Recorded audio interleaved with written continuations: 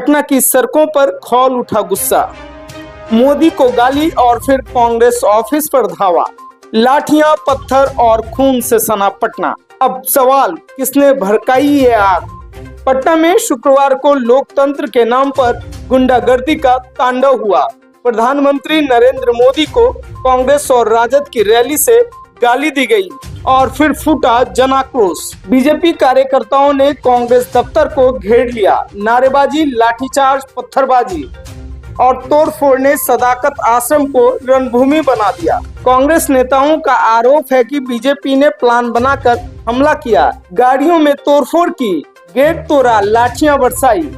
कई कार्यकर्ता लहूलुहान हो गए। सवाल ये, क्या ये विरोध था या कांग्रेस दफ्तर को ध्वस्त करने की साजिश?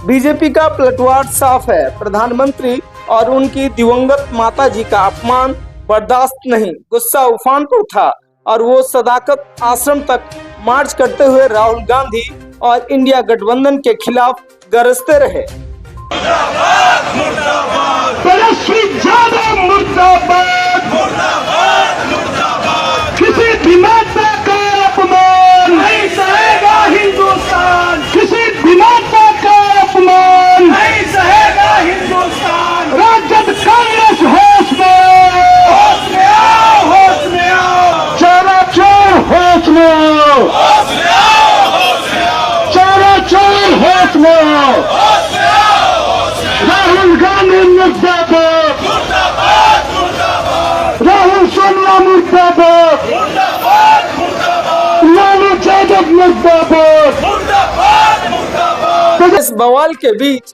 वो शख्स पकड़ा गया जिसने अपशब्द कहे थे, दरभंगा का रिजवी उर्फ राजा। मगर असली मुद्दा ये, क्या सिर्फ उसकी जुबान से निकले शब्दों ने पटना को जला दिया या इस आग में किसी और ने भी तेल डाला?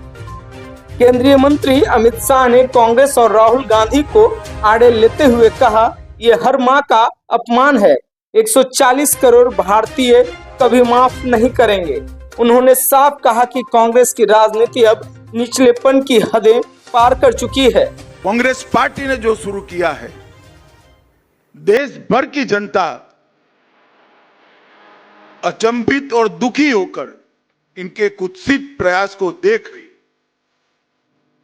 मुझे मालूम है कि प्रयास को जनता का समर्थन नहीं है, परंतु 2 दिन पहले जो हुआ, इसने सारी सीमाएं लांघी।